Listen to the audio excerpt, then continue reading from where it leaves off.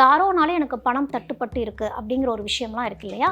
அந்த மாதிரி தட்டுப்பட்டு இருக்கக்கூடிய பணமெல்லாம் உங்களுக்கு வந்து சேரப்போகுது. ஆனால் உங்களை சுற்றி எல்லாமே நல்ல விஷயங்கள் நடக்கிறப்போ மேஷத்துக்கு என்ன ஆகும்னா, இந்த குடும்பத்தில் எல்லாரும் என்னை மதிக்கணும் அப்படிங்கிற ஒரு தாட் வரும்ல, இந்த குடும்பத்துக்கு நான் தான் எல்லாமே உடச்சி போடுறேன், மதிக்க மாட்டேங்களா? நிறைய ட்ராவல் பண்ணி போகக்கூடிய ஒரு அமைப்பு, திவ்ய தேசம் போகணும்னு நினைக்கிறவங்க திவ்ய தேசம் போகிறது. அதாவது ஜென்ரலாகவே மேஷ ராசிக்காரங்களுக்கு வந்து எப்படின்னா எல்லாத்துலேயுமே ஒரு துடுக்கு குணம் இருக்குது அப்படிங்கிறது நமக்கு தெரியும். எல்லாத்துலேயுமே அவசரப்படுறது. இப்போது அவங்களுக்கு என்னென்ன குரு நல்ல விஷயங்கள் செய்ய போகிறாருன்னா, மேஷ ராசிக்காரங்க கொஞ்சம் பத்திரமா பாதுகாப்பாக இருந்துக்கிறது நல்லது. ஏன் அப்படின்னா, யாரெல்லாம் ரொம்ப கவனமாக இருக்கணும் இந்த குரு அதிசார பயிற்சி அப்படின்னு பார்க்குறப்போ, பிரசன்டிங் ஸ்பான்சர் தமிழ் மேட்ரிமோனி, தமிழர்களின் number 1 choice Tamil matrimony. Aachi royal gulab jamun packs, ஒன்று வாங்கினால் ஒன்று இலவசம். அப்பவும் இப்பவும் எப்பவும் சென்னை அதிரடி கலெக்ஷன், சரவெடி செலிப்ரேஷன். இப்போ மேஷராசி மேஷராசி அப்படின்னு பார்க்குறப்ப ஜென்ரலாகவே மேஷராசிக்காரங்களுக்கு வந்து எப்படின்னா எல்லாத்துலேயுமே ஒரு துடுக்கு குணம் இருக்குது அப்படிங்கிறது நமக்கு தெரியும். எல்லாத்துலேயுமே அவசரப்படுறது. இப்போது அவங்களுக்கு என்னென்ன குரு நல்ல விஷயங்கள் செய்ய போகிறாருன்னா, தொழில் ரீதியாக நல்ல ஒரு வளர்ச்சியை கொடுக்கக்கூடிய அமைப்பும். பணம் இத்தனை நாளாக எனக்கு வரவே இல்லை, பணம் எங்கேயோ தங்கி இருக்குது, ஆனால் வரக்கூடிய வழி மட்டும் எனக்கு தெரியல, எங்கேயோ யாரோனாலே எனக்கு பணம் தட்டுப்பட்டு இருக்குது அப்படிங்கிற ஒரு விஷயம்லாம் இருக்குது இல்லையா? அந்த மாதிரி தட்டுப்பட்டு இருக்கக்கூடிய பணமெல்லாம் உங்களுக்கு வந்து சேரப்போகுது. ஆனால் குடும்பத்தில் கொஞ்சம் நிதானமாக இருந்துக்கிறதும், அதே போல் உங்களுடைய சுகாதாரத்துலேயும் மேஷராசிக்காரங்க கொஞ்சம் பத்திரமா பாதுகாப்பாக இருந்துக்கிறது நல்லது. ஏன் அப்படின்னா, உங்களுக்கு ட்ராவலிங் அப்படிங்கிறதும் இருக்க போகுது. நிறைய ட்ராவல் பண்ணி போகக்கூடிய ஒரு அமைப்பு, திவ்ய தேசம் போகணும்னு நினைக்கிறவங்க திவ்ய தேசம் போகிறது. அதாவது புண்ணிய ஸ்தலங்கள் நோக்கி போக ஆரம்பிங்க. குரு அப்படிங்கிறவர் புண்ணியம் சேர்க்கக்கூடியவர் இல்லையா? உங்களுடைய பூர்வ புண்ணியத்தை குறிக்கக்கூடியவர் குரு தான். அப்போ புண்ணியங்களை சேர்க்க போங்க. இப்போ இந்த புண்ணியங்கள் நாங்கள் எங்கே போய் முதல்ல சேர்க்கணும் அப்படின்னா, சில விஷயங்களை கழிச்சிட்டு தான் நம்ம புண்ணியங்கள் சேர்க்க போகணும் அப்படின்னு சொல்லுவாங்க. அப்போது திருவண்ணாமலைக்கு போங்க. முதல் திருவண்ணாமலைக்கு போயிட்டு, ஏன்னா அங்கே தான் சிவன் தன்னை தட்சிணாமூர்த்தியாக காட்டுறாரு, ரொம்ப அதிகமாகவே காட்டுறாரு. அதாவது மேஷம் ராசி அப்படிங்கிறப்போ கொஞ்சம் தலை தாழ்ந்து தெய்வத்தை வந்து நீங்கள் வழிபாடு பண்ணணும். ஏன்னா உங்களை சுற்றி எல்லாமே நல்ல விஷயங்கள் நடக்கிறப்போ மேஷத்துக்கு என்ன ஆகும்னா, நானே எல்லாமே இழுத்து போட்டு பண்ணிகிட்டே இருக்கனே அப்படிங்கிறப்போ அந்த குடும்பத்தில் இருக்கவங்க மேலே சில கோபங்கள் வரக்கூடிய ஒரு அமைப்பு, இந்த மாதிரிலாம் இருக்கப்போ அவங்களுடைய நிலைமையில் போய் அவங்களுடைய வலிகள் வேதனைகள் என்னன்னு உங்களுக்கு தெரியாமல் போகிறப்போ தவறாக பேசக்கூடிய ஒரு அமைப்பு அந்த மாதிரிலாம் இருக்கும். அந்த நிதானம் தவறக்கூடிய சந்தர்ப்ப சூழ்நிலைகளும் அந்த மாதிரி அமைஞ்சிரும். அதனால் எல்லாத்தையும் ஒரு ஈக்குவலாக நான் பார்ப்பேன், எல்லாத்தையும் ஈக்குவலாக நான் ட்ரீட் பண்ணுவேன், என்னையும் அப்படி ஈக்குவலாக பார்க்கணுன்னா நான் வார்த்தைகளில் கொஞ்சம் கவனமாக இருக்கணும். ஏன்னா உங்களுக்கு பணம் பொருள் வந்து சேரப்போகுது, அதோட வராதுன்னு நினச்ச கடன்கள் எங்காவது இருந்தால் கூட வரப்போகுது அப்படிங்கிறது தான் இதோடைய கணக்கே. அப்போது இந்த குடும்பத்தில் எல்லாரும் என்னை மதிக்கணும் அப்படிங்கிற ஒரு தாட் வரும்ல, இந்த குடும்பத்துக்கு நான் தான் எல்லாமே உடச்சி போடுறேன், மதிக்க மாட்டேங்களா? அந்த மாதிரி இல்லாமல் அவங்களுடைய நிலைமையில் நிஜமாலுமே உங்களோட பிள்ளைகள் வீட்டில் இருக்காங்கன்னா என்ன மாதிரியான ஒரு மனக்கவலைகளில் அவங்க இருக்கிறாங்க, அவங்களுக்கு போய் எப்படி நம்ம உதவி பண்ணலாம், அவங்க கூட எப்படி டைம் ஸ்பெண்ட் பண்ணலாம் அப்படிங்கிறதுலையும் குடும்பத்தை ஒரு இந்த மாதிரி சுப செலவுகள் செஞ்சு தெய்வ காரியங்களுக்கு சுபவிரய செலவாகவே புண்ணிய ஸ்தலங்களுக்கு கூட்டிகிட்டு போயிட்டு வரதே உங்களுக்கு ஒரு சிறந்த பரிகாரமாக இருக்கும். அக்டோபர் 18, 2025 மிதுனத்திலிருந்து கடகத்துக்கு குரு வந்து பெயர்ச்சியாகி போகிறார். அதே இது நவம்பர் மாதம் திரும்பி கடகத்திலிருந்து மிதுனத்துக்கே போகிறார்.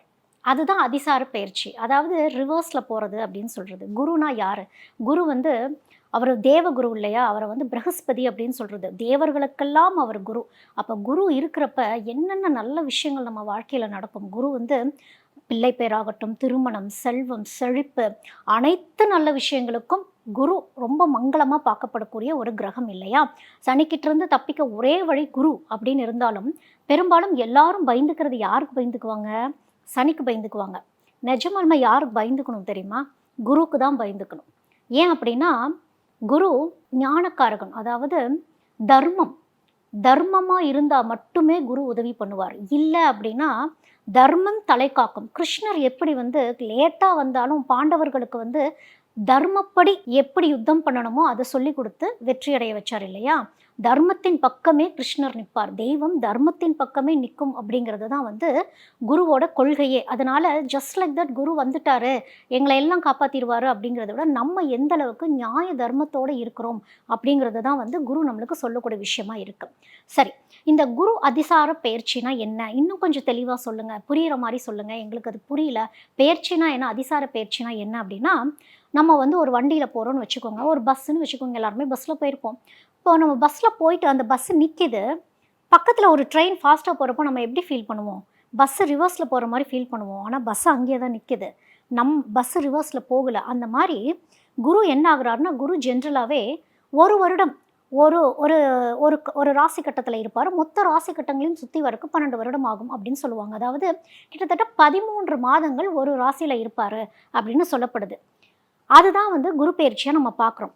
இங்கே என்ன ஆகுது அப்படின்னா, குரு மிதனத்திலிருந்து கடகத்துக்கு போயிட்டு இதே மாதிரி நான் எப்படி உங்களுக்கு ரிவர்ஸ் சொன்னேன், அந்த மாதிரி இப்போ ரிவர்ஸ் போகிறார். இப்போ அப்படியே அதாவது நம்மளுடைய பூமி சுழற்சி எப்படி காட்டுது அப்படின்னா, இது வந்து வானில் நடக்கக்கூடிய ஒரு அதிசயமாகவே பார்க்கப்படுது. அதாவது ஜென்ரலாக குரு பாட்டுக்கு முன்னோக்கி தான் போகணும், வக்ரம் அடைகிறாரு. வக்ரம்ங்கிறது ஒரு குடிகாரரை போல பிஹேவ் பண்ணுற மாதிரி ஒரு விஷயம், நிதானத்தை இழந்து அதாவது இந்த இடத்துல என்ன ஆகுறாருன்னா, குரு கொஞ்சம் லேட் பண்ண போகிறார். என்னென்ன செழிப்புகள்லாம் கொடுத்துட்டு இருந்தாரோ டக்குன்னு அப்படியே ஸ்டாப் ஆகுறாரு அந்த இடத்துல. அப்போ என்ன பண்ணுவார் குரு, ஏன் ஸ்டாப் ஆகுறாரு, குரு உங்களுக்கு கொஞ்ச நேரம் யோசிக்க வைப்பார். இப்போ நம்ம வந்து தெய்வ தரிசனங்களுக்கு போகிறோம், காத்திருந்து தரிசனம் பண்ணிட்டு வரோம் இல்லையா, கொஞ்சம் நேரம் நம்மளுக்கு அப்படியே டயர்ட் ஆகும், எப்படா கடவுளை பார்ப்போம்னு பார்த்துருவோம். அதே தான் வந்து இந்த ரிவர்ஸ் போயிட்டு ரெட்ரோகேட் அப்படின்னு சொல்லுவாங்க. குரு வந்து பின்னோக்கி போன மாதிரி தெரியும், திரும்பவும் அதே பழைய நிலைமைக்கு அவர் மறுபடியும் இந்த வருட கடைசியிலே திரும்பவும் வந்துடுவார். கொஞ்ச நாளைக்கு தற்காலிகமாக அந்த மாதிரி இருக்கக்கூடிய அந்த வானியல் சாஸ்திரப்படி அந்த வானத்தில் நடக்கக்கூடிய சில விஷயங்கள்னால அப்படி நம்மளுக்கு அந்த பூமியோட சுழற்சியால் அப்படி தெரியுது. அதாவது குரு வந்து கொஞ்சம் கிராஜுவலாக, அதாவது சாதாரணமாக எடுத்தோன்னு ஒரு பெரிய வளர்ச்சி அப்படிங்கிறதெல்லாம் குரு கொடுக்க மாட்டார், நிதானமாக தான் கொடுக்குவார். சனி வந்து லேட் பண்ணி புல் பேக் பண்ணி கொடுப்பாரு. ஆனால் குரு வந்து குரோத்தை கொடுப்பாரு, உங்களுக்கு கண்ணுக்கு நேரம் தெரியும். ஆனால் உங்களுக்கு தெரியும் அந்த உழைப்பை போடணும், எனக்கு கண்ணு முன்னாடி ஒரு செல்வம் வரப்போகுதுங்கிறதெல்லாம் தெரியும் இல்லையா, அது இன்னும் நிதானிச்சு கொடுக்க போகிறார் அப்படிங்கிறது தான் வந்து அதிசார பயிற்சி அப்படிங்கிறது அர்த்தம்.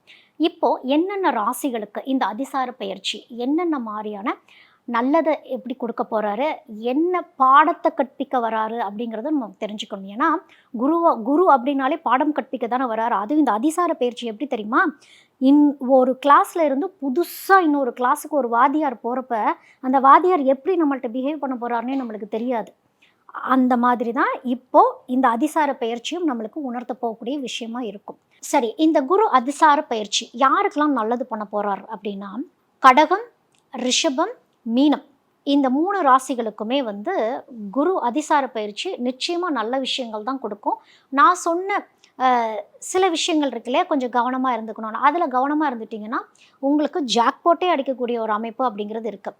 யாரெல்லாம் ரொம்ப கவனமாக இருக்கணும் இந்த குரு அதிசார பயிற்சி அப்படின்னு பார்க்குறப்போ, மிதுனம், தனுசு, மகரம் கொஞ்சம் கவனமாக இருந்துக்கிறது நல்லது இந்த அதிசார பயிற்சியில். ஏன்னா குரு கொஞ்சம் பின்தங்கி இருக்கிறதுனால எங்கேயாவது ஒரு இடத்துல அவமானங்கள் சந்திக்கக்கூடிய ஒரு தருணத்தை அப்படிங்கிறது உருவாகிவிடும். குரு உருவாக்க மாட்டார், குரு பின்தங்கி இருக்கிறதுனால அப்படி அமையக்கூடிய ஒரு தருணம் இருக்கிறதுனால கவனம், மிக கவனம் அப்படின்னே நான் இந்த 3 ராசிகளுக்கும் சொல்லுவேன். யாருக்கெல்லாம் ஓகே அதாவது ஒரு மத்தியமமாக இருக்குது, ஒன்றும் இல்லை, நீங்கள்லாம் பிரச்சனை இல்லை, உங்களையெல்லாம் குரு அதிசார பயிற்சி பெருசாக ஒன்றும் தாக்க போகிறது இல்லை அப்படிங்கிறவங்களாம் யாருன்னு பார்த்தீங்க அப்படின்னா, மேஷம், கன்னி, துலாம், விருச்சகம், கும்பம், உங்களுக்கெல்லாம் வந்து ஒரு மத்தியமமான ஒரு பலன் அப்படிங்கிறது தான் வந்து இந்த குரு அதிசார பயிற்சி அப்படிங்கிறது சொல்லுது. பொதுவாகவே குரு அப்படிங்கிறவர் எதுக்கு வரார் அப்படின்னாலே, நம்ம செஞ்ச தவறுகளிலிருந்து சுட்டி காட்டி அதை சரி செய்யறதுக்கு தான். அப்போ இந்த குரு அதிசார பயிற்சியை பார்த்து நம்ம எதுக்கு பயந்துக்கணும்னா, தர்மத்துக்கு தான் பயந்துக்கணும். சில பரிகார முறைகள்லாம் சரியான முறையில் பண்ணி பயபக்தியோடு பண்ணி இனிமேல் அந்த தவறை நான் செய்ய மாட்டேன், திருப்பி அதே பேட்டர்ன் அந்த ரெப்பிட்டேஷனுக்குள்ளே நான் போக மாட்டேன் அப்படிங்கிற குருக்கெல்லாம் வந்து வாக்கு கொடுத்துடணும். நம்ம குரு வழிபாடு பண்ணுறோம் அப்படின்னாலே அவர் வந்து நம்மளுக்கு டீச்சர் தானே, அந்த டீச்சர் என்ன சொல்லுவாங்க, ஓகே இனிமேல் நீ இந்த தவறு பண்ணக்கூடாது, இனிமேல் அந்த தவறு பண்ண மாட்டேன்னு சொல்லிட்டு திரும்பவும் நம்ம அந்த தவறு பண்ணுறோன்னா கர்மத்தின் பாதையில் போயிடுவோம். இது எப்படின்னா, கர்மத்திலிருந்து தான் தர்மத்துக்கு போகணுங்கிறது தான் விதி. அப்போ இந்த கர்மத்திலேருந்து தர்மத்துக்கு போகணும் அப்படின்னா என்ன பண்ணணும்? செஞ்ச தவறுகளை திரும்பவும் செய்யாமல் இருக்கணும். அதே போல் அந்த கம்ஃபர்ட் ஜோன்லேயே இருக்கிறோம் அப்படின்னா, ஒரு முயற்சி பண்ணாமல் இருக்கிறோம் அப்படின்னா தர்மத்தின் பாதையில் நம்மளால் போக முடியாது. குருங்கிறவர் ஒரு முயற்சி பாதையை காட்டக்கூடியவர். என்னங்கிறது ஒரு ரிஸ்க் எடுத்து பார்க்குறதுல தப்பில்லை. ஆனால் ரொம்ப நிதானமாக அந்த ஞானத்தோட நம்ம அந்த தெய்வத்தை நம்பி, இந்த யூனிவர்ஸ் அப்படிங்கிற ஒரு விஷயத்தை நம்பி நம்ம செய்கிறப்போ குரு காட்டுற வழி அப்படிங்கிறது சிறந்த வழியாக இருக்கும். எல்லாருடைய ஜாதகத்திலையுமே வந்து குரு நல்லா இருக்கிறதுங்கிறது ரொம்ப நல்லது. சனிக்கு பயந்துக்கிறத விட குருக்கு தான் பயந்துக்கணும். ஏன்னா சனியாவது தண்டனைகள் கொடுத்துக்கிட்டே இருந்து திரும்ப திரும்ப சரி பண்ணுங்கிற மாதிரி இருக்கும். ஆனால் குரு ஒருத்தங்களுக்கு கெட்டுருச்சு அப்படின்னா மீள்றதுங்கிறது அவ்வளோ சாதாரண விஷயம் இல்லை. அப்போ இந்த குரு தட்சணை அப்படிங்கிற ஒரு விஷயம்லாம் இருக்கு இல்லையா? குரு தட்சணைலாம் செழிப்பானா குருக்கு வந்து கொடுத்து வழிபாடு பண்ணிட்டு வர்றது. அந்த குரு தட்சணையில் பேரம் பேசுகிறதோ, அந்த குரு தட்சணையில் வந்து இது பண்ணினா போதுமா அப்படிங்கிற மாதிரி அந்த வாக்குவாதங்கள் இருக்கிறதோ, சந்தேகமோ, குருனாலே சந்தேகமே படவே கூடாது. குருவை நம்ம சந்தேகப்பட்டுட்டோம் அப்படின்னாலே ஏதோ ஒரு வகையில் நம்மளுக்கு குரு தோஷமோ குரு பலம் கம்மியாக இருக்குங்கிறது அர்த்தம். அது குரு தோஷமாகவே பார்க்கப்படுது. அதாவது குருமார்களுடைய வழிப்படி போங்கன்னு சொல்கிறது இல்லை. குருமார்கள் சொல்கிறத கேட்டு அந்த பாதையை நம்ம பின்பற்றணும் அப்படின்னாலே குருவோடைய அருள் செழிப்பாகவே நமக்கு இருக்கும் அப்படின்னு சொல்லி நான் முடிச்சுக்கிறேன். தமிழர்களின் number one choice Tamil matrimony. Aachi royal gulab jamun packs, ஒன்று வாங்கினால் ஒன்று இலவசம். அப்பவும் இப்பவும் எப்பவும் சென்னை அதிரடி கலெக்ஷன் சரவெடி செலிப்ரேஷன்.